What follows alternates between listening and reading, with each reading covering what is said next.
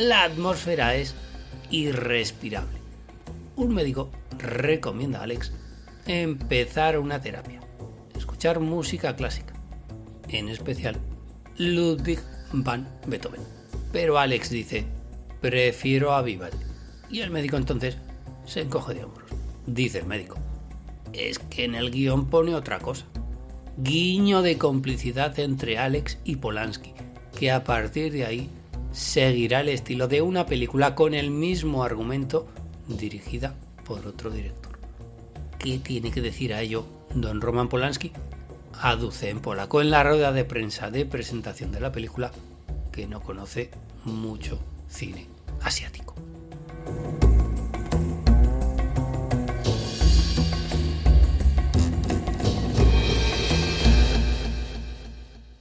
Siguiente película, El Padrino.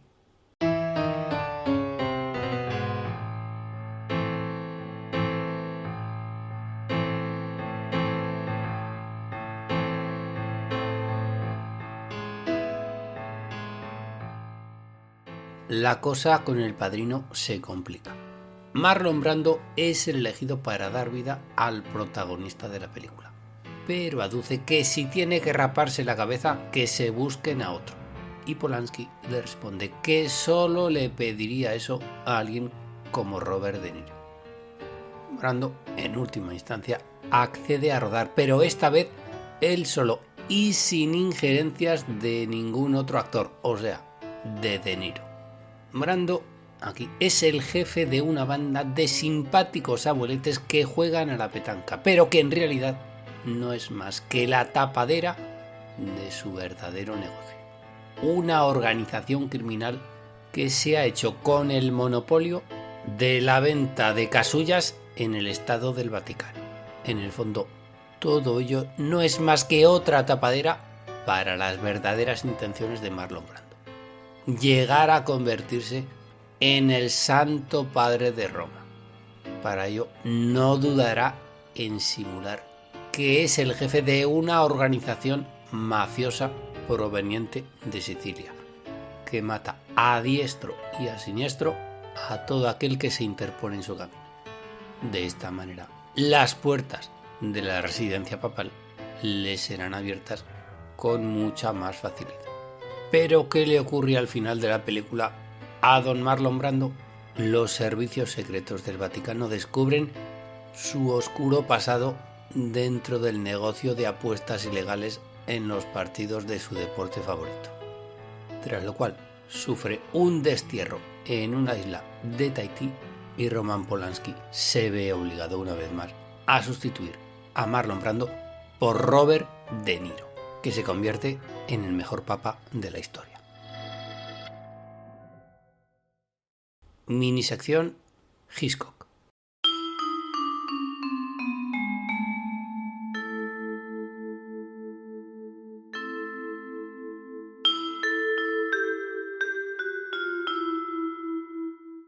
Película Vértigo. Polanski se reserva el papel de la protagonista femenina. James Stewart no está muy por la labor y pide que llame a Jack Lemmon para ese papel. Pero Polanski hace oídos sordos y Jimmy se encoge también de hombros, aunque se convence pronto en los ensayos. Polanski es la Madeleine perfecta. Madeleine, es decir, el personaje de Roman Polanski, sufre delirios de persecución, hasta tal punto que decide teñirse el pelo de rubio de su original pelirrojo. Y un día descubre que efectivamente es el personaje de James Stewart quien está detrás de ella.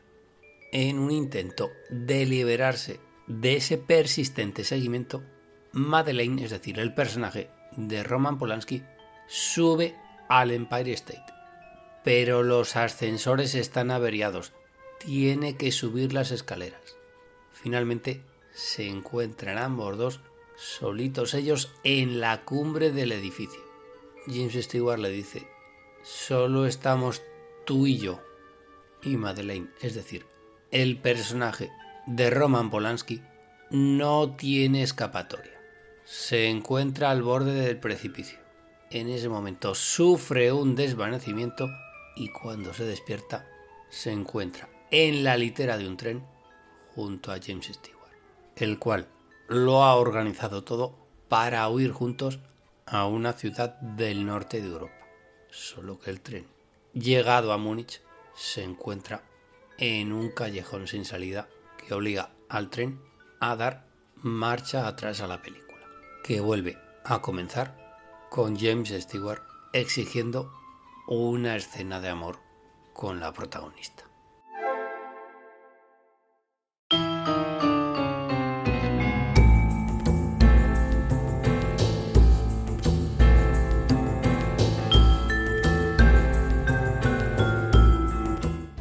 Película Rebecca. Aquí Polanski se lo piensa. Ser o no ser el ama de llaves. O ser o no ser la señora. Pero finalmente desiste y llama para esos papeles a Joan Fontaine y a Judith Anderson. Al igual que Lars von Trier, Polanski cae rendido en los brazos de Judith Anderson, con la cual vive un romance entre toma y toma, lo cual explicaría el protagonismo exacerbado del ama de llaves en la película en la cual Polanski se reserva un papel. En un flashback aparece haciendo de Rebecca.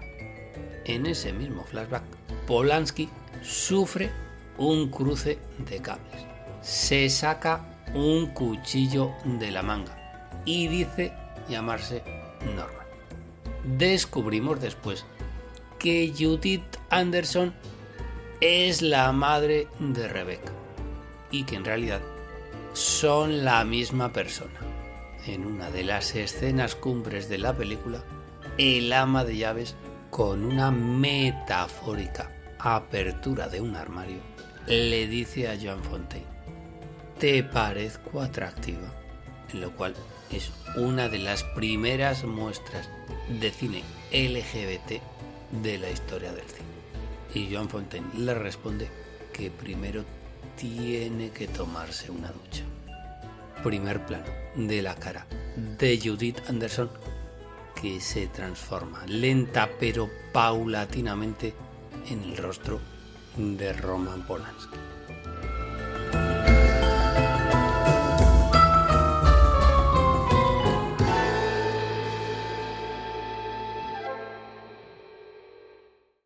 Película Qué bello es vivir.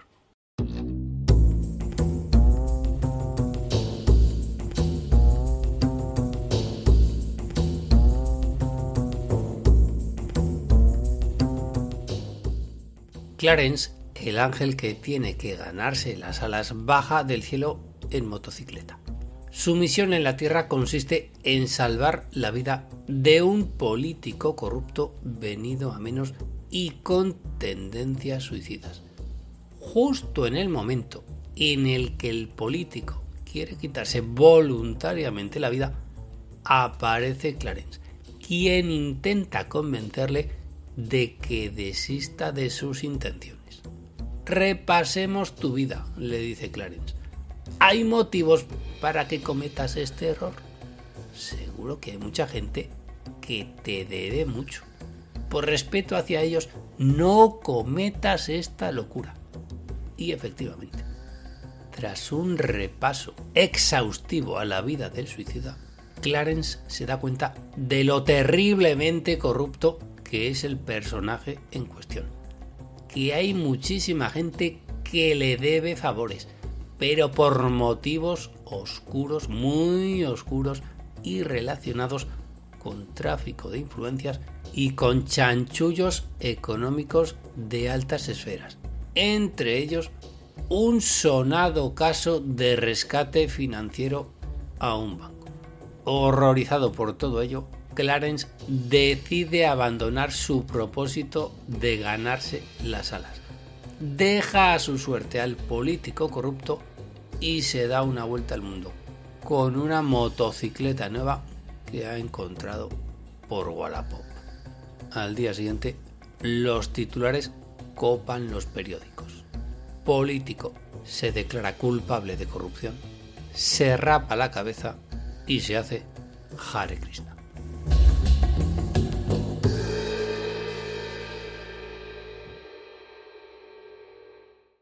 Las siguientes películas las convierte en cortometrajes. Y comenzamos por Los 400 golpes.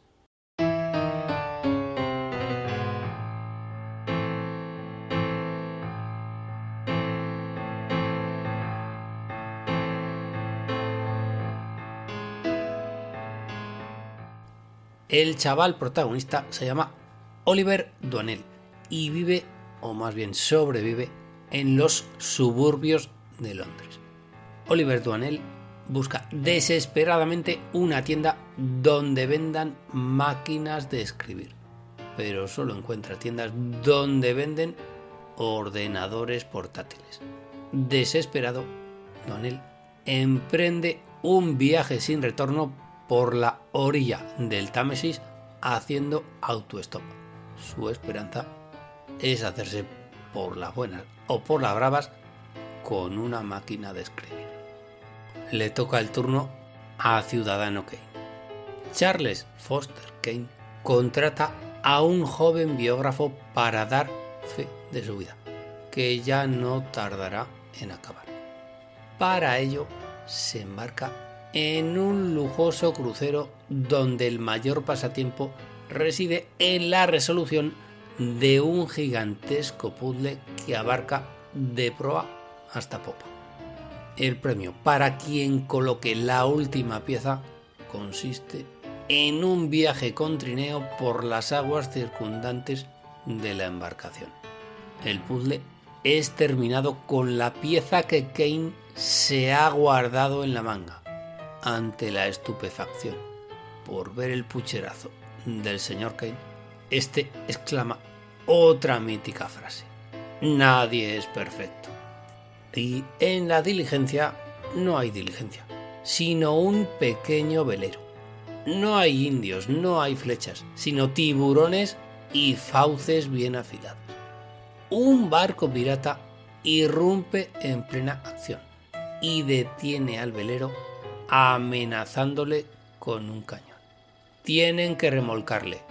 Los piratas son recibidos con recelo, salvo por uno de los integrantes del velero, que celebra con regocijo el cargamento de ron que tiene el barco en sus bodegas. La escena del ataque de los tiburones resulta épica.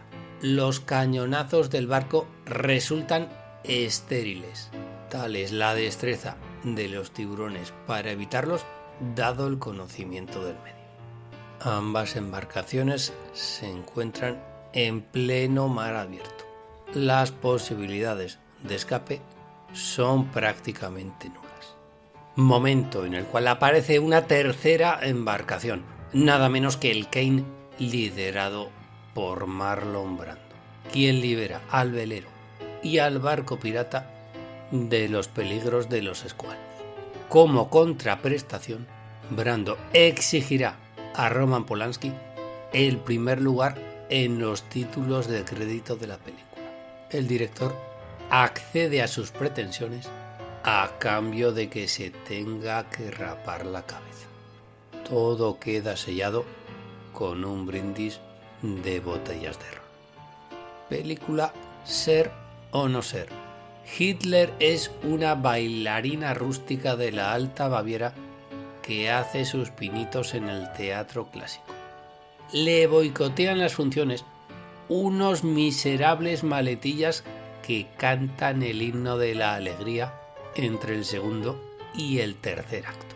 Desilusionada por los constantes sabotajes, la bailarina decide dejar el mundo de la Danzig y trasladar los bártulos hasta el mundo de la política, donde hará amistad con un político corrupto que se ha rapado la cabeza para hacerse Hare Krishna.